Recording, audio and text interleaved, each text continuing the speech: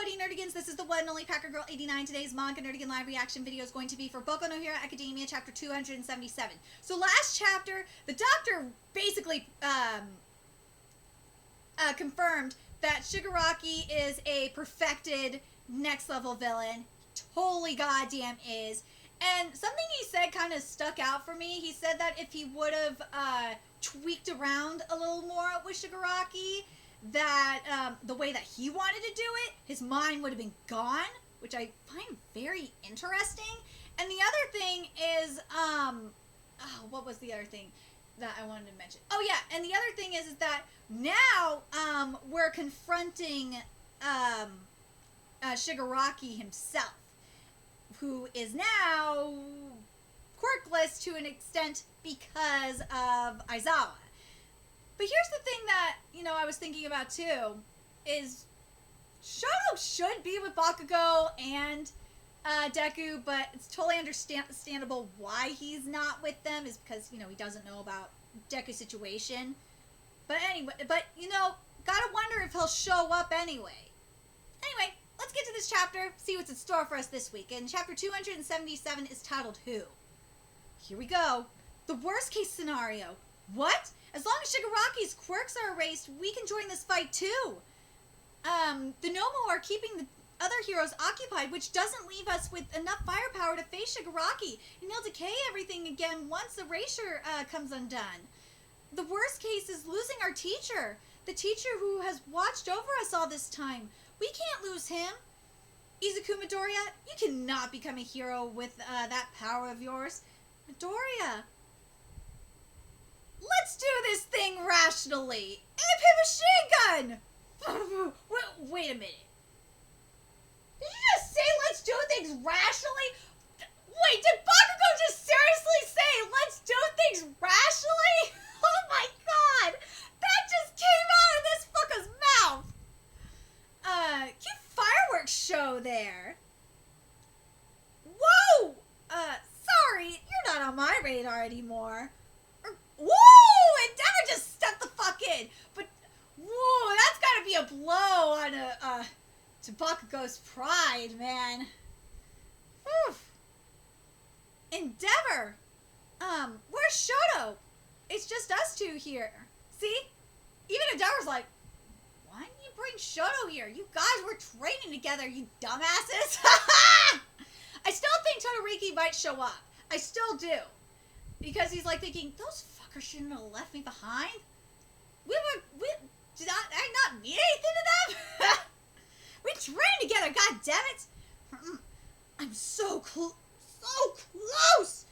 Okay then.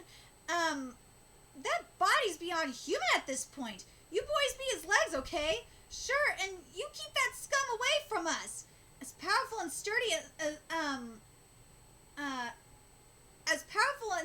as All Might. As All Might? But as long as I don't blink, that power is all he's got, and I'll hold on for a good long time. For whatever reason, you two are here now. Let's save that why for later. Dude, I fucking love Endeavor for saying this, and Endeavor has not changed at all. Endeavor is like this in Vigilantes. So Endeavor is just like, he's like, well, he's a little different now, but back then, Vigilante, and right now in Vigilantes, he's like, burn now, just burn/destroy now, ask questions later. Now, he's like, let's take care of business now.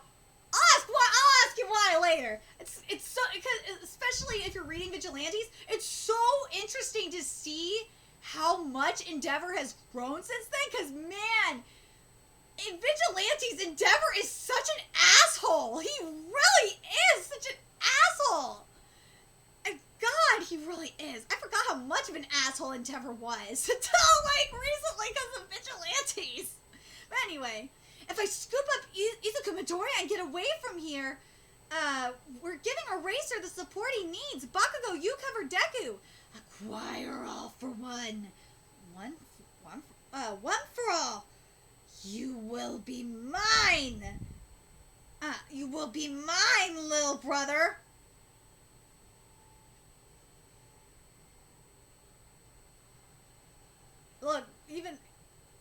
look at that. They're both like, wait, what? What the fuck was that? And it's kind of interesting because remember back when Izuku was having the dream about all the predecessors in the story of One for All, as One for All and All for One. It's just interesting to see how the predecessors of and not just the predecessors, but also how his inheritance of One for All / process, because it's slower and it's how it's treated him compared to like this forced upon process on Shigaraki, like, because it's being, remember, it's in all reality this is forced.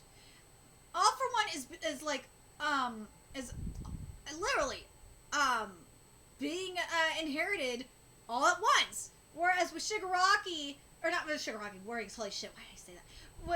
With Deku, with One for All, it's a slower process, and it's not like fucking up his mind as it is with Shigaraki.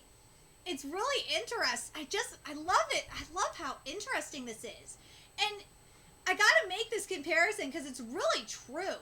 It's kind of like the parallels we're seeing here with Shigaraki and Izuku, and you know, with their with how they're inheriting, and how and the effects of the inheritance of All for One and One for All are, is really similar to what Itagaki is doing in Beastars with Melon and Legoshi, which is the correct one, but how it's being translated and written out in the manga in English, it's giving me Legoshi, so deal with it. It's really, and if you're not caught up with Beastars manga, I'm sorry I'm spoiling right now, but motherfuckers, you should be reading that manga. It is good. It is really good. But I had to make the comparison because that is what this is really making me think of. Anyway, let's keep going. Hell Spider! Little brother? That wasn't me saying that! Your will is too strong, Master! See? See, because this was, as I said, this was forced. This was, like, forced on to Shigaraki. I know he made the choice to inherit it and all that. Yes, that was his choice. Sure. But what I mean by forced, it was all at once. His body had to take in that quirk all at once. Whereas with Deku, his body is slowly absorbing it. Slowly, absorb is a good word, but slowly inheriting it and adapting to One for All. There you go. That's the right word for it. Wordings for it. Your will is too strong, Master. This is my power, my body. You don't get to be some phantom voice whispering in my head. Back then, I thought about how the guy they call the Lord of Evil was defeated by the power of just one man. Don't get me wrong. I'm real grateful for how you raised me up, but I don't want to be like you. I want to be greater than you. His art! Oh my god, the metaphorical art is just amazing. And again, we saw this when Shigaraki was inheriting All for One, when it was going from the light into the darkness. And when he was going into that darkness, that darkness being, you know, One for All, that darkness was kind of like, you know, you could say it was the start of One for All controlling him. Whereas and I'm thinking about it, with Deku, in this regard, you could say it with Deku because he's in the darkness, or that's where it's starting out, you know, looking back at the dream, he's in the darkness, and as, you know, he's, his body is inheriting the quirk, and he's making the quirk his own, and, you know, adapting and all that shit, the darkness is going to be coming off Deku, and he will be able, and it will be just him. He won't be enveloped in darkness anymore. He won't lose himself anymore. Whereas Shigaraki has lost himself in the darkness, because remember, going into the darkness, and when he was in this light, he still had himself. He had control of himself.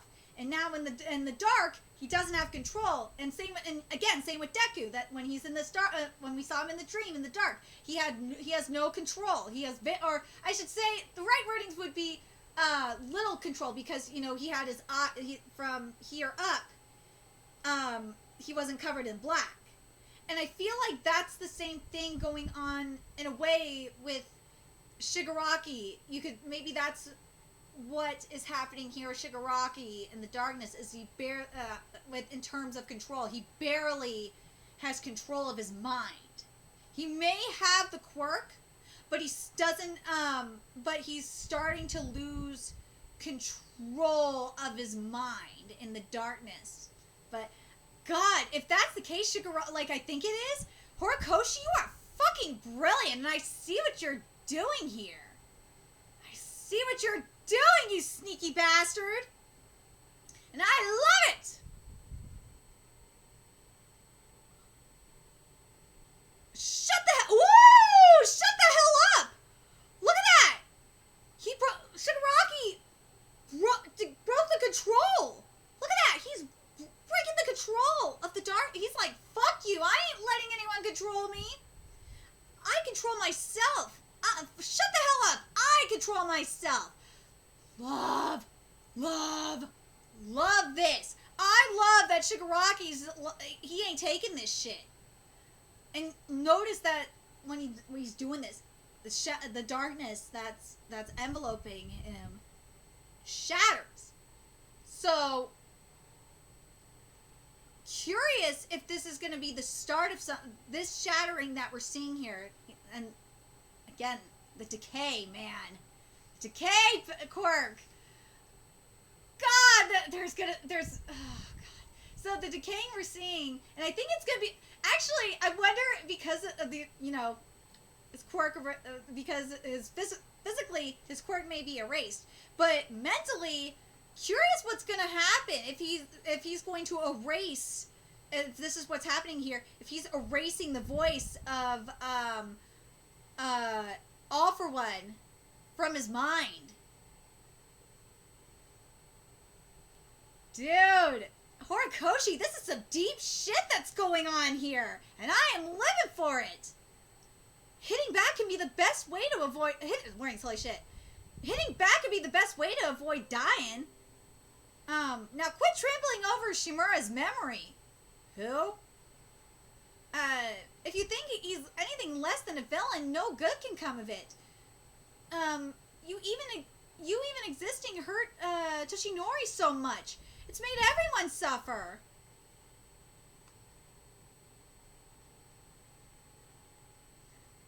You said who? And I think it's because he knows who Toshinori. I think if I remember correctly, in the flashback, he's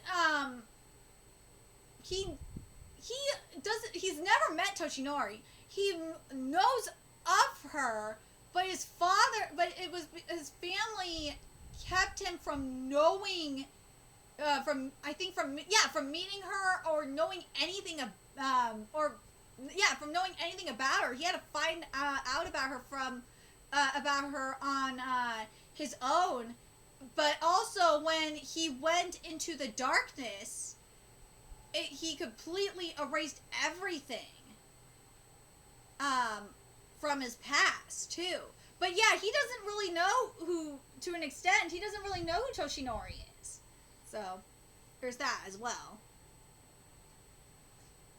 Ooh. Not on your radar, huh? Not on your radar, huh, you total piece of crap? He was just bait! Woo! Yes! So what if my strength alone's not enough? The symbol I proved to be, shit. The symbol I strove to be, that isn't the path for you to follow. God, I love that line so much! I'm so glad it's here!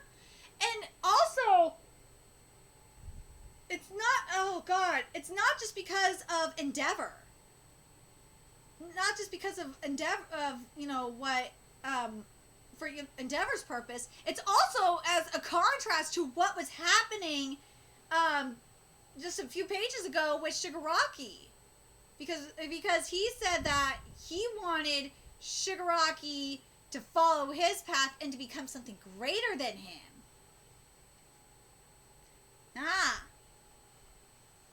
And it's interesting, and All Might's like, nah, I want you to do the opposite. He wants you to do your own thing. I love the symbolism going on here. The symbolism that Horikoshi and the metaphors going on up in here is just so freaking brilliant. God, this chapter is powerful. Vanishing Fist! At that moment, hang in there, you gotta hold him back. Yes, that lady! Oh, God! Don't gotta tell me twice. He's not going anywhere. Dude, next chapter's gonna be fucking amazing. Oh my God, next chapter's gonna be amazing. But, oh God. Let's talk about this chapter as a whole. This chapter is... Chapters like this are why I love Boku no Hero Academia. This is when Horikoshi is at his best. I love the symbolism that in the art and the writing. Little things like the shit with the Endeavor to the shit with Endeavor and the stuff with the Endeavor and All Might. With the contrast to what we just saw with Shigaraki and All for One. It's just so freaking amazing. Oh my God. I love what's happening here.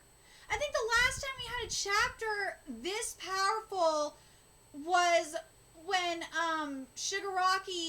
when we saw Shigaraki inheriting All for One. That was the last time I would say we had a chapter this powerful. Oh my God, this chapter was amazing. Oh my God, dude, Horikoshi, we need more of this. And again, I have to point this out. For some reason, Horikoshi just loves writing for anti-heroes and villains. I don't know what it is. He just gives the best content to them. We have, like, the most powerful chapters as of late have been for villains and anti-heroes. I don't know if you guys have noticed that. And it's awesome, and because I love villains and anti-heroes. I mean, I love Bakugo for one thing, and I love characters like Knuckle Duster and shit. Don't get me wrong, I love anti-heroes and villains. But the thing is, and this is again why I love Vigilantes so much, why Vigilantes is especially in terms of writing, the superior manga to Boku no Hero Academia, is that it just has better writing for all the characters, for the heroes and the villains, and the anti-heroes. It's just the characters are just better written. And it just frustrates me so much because I know Horikoshi can do so much better, do such better writing for the rest of the heroes. I mean, we've seen it to an extent. Hawks is an anti-hero, so I can't say Hawks. But anyway, let me just get back to this chapter before I go on a fucking tangent about Horikoshi again, because I've said this so fucking many times. But anyway, this chapter, in terms of art, in terms of dialogue, was extremely powerful. And again, I love how we're seeing, and I've said this too. I said this when Shigaraki was inheriting All for One. Is I love the contrast that we're getting between Shigaraki and Deku in terms of inheriting inheriting their respective quirks. It's just visually, it's just so interesting. I love it. I really do. We first of all, again, we got the yin yang thing going on, but it's much deeper than that. Like again, with as I said earlier, with Deku back in the dream, when he was watching the shit with the predecessors. You saw that he was covered in black up into, like, his nose. up here, so his he still had his sight in his mind. It means again, as I said, what that means is basically that's represents how much of to me anyway, that represents how much of One for All he has in control. That's how much of One for All he has, like his body has absorbed slash fully inherited. Because remember, there's 8 different quirks in All for One, so there's that. And then in Shigaraki's case, with what we saw with him going from the light, his soul, so to speak, his individuality, and then going into that darkness and embrace it and inherit it. And that's why his family didn't want him to go into the darkness, because he was going to lose his sense of self. And him going into that darkness, he basically lost, because remember, prior to him going into that darkness, he did not have All for One. He did not have none of that up in there. So going into that darkness, he went in there, and he was fully embraced by it. And seeing him break through that darkness and not be possessed by saying, "Fuck you, All for One, I ain't letting you be possessed by me," or possessed by you, was so beautiful. Oh my god. And also, the other thing before that, when we were seeing All for One speaking, I know this is long, but God, I have to talk about it, because this is just symbolically, like, it's just so brilliant. When he was talking about, like, when we're seeing, and this is how we know we're going into his soul, that transition with the "Your will is too strong, master," "This is my power, my body," and we're seeing it going into his eye, the transition of going into the eye, into the mind and everything. That's when we know we're in Shigaraki's mind. We know we're in his mind. And that, remember what he came out 70%. So that, and to me, when the because again, remember the doctor said Shigaraki still had his mind, and Shigaraki came out of that there 70%. It makes me think that 30% of his mind, 30% of Shigaraki's self, still in there. And when we see this part right here, don't get me wrong, I'm real grateful for how you raised me up. We see him. There's that light, that 30%, and we see him get up from that chair. But I don't want to be like you. I want to be greater. And he's telling that voice. Telling him, shut the hell up. He's shattering that control. It's just, I feel like it's the beginning of the end of that control, of that possession. I really do. And this is like where Shigaraki is going to come into his own with the One for All. It's going to be interesting to see how this works. If in this case, when he's shattering this darkness, he's shattering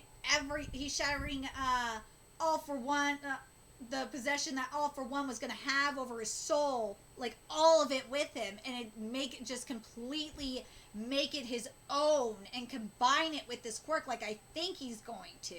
I think that's the plan. I think that's the direction Horikoshi is going to go in. But God, this chapter, man, woo! Anyway, very curious what you guys thought of this chapter. What did you guys think of the symbolism of this chapter? And I want to know what you guys think in terms of, especially like in contrast to what we saw with Deku, and what we've seen with Deku so far in terms of his experiences with the voices of the predecessors and all that shit. I just think it's very, very interesting. And also the other thing I want to know is if Shigaraki would have had that 100% completion in in that tube, do you guys think that Shigaraki would have like lost his sense of self completely? Let me know your thoughts in the comment section below, and remember to like, comment, share, and subscribe to Nerdigans Inc. If you love what I'm doing and want to help keep this channel alive so I can keep bringing you more Boku no Hero Academia content, there's a few ways you could do that. You can donate to my Cash App, PayPal, Patreon, GoFundMe, purchase something off my Amazon wishlist, all that's in the description box below. Also, make sure you follow me on Twitter, Twitch, Facebook, friend me on PlayStation Network, that's in the description box below as well. Till next time, Nerdigans, I'll be seeing you later.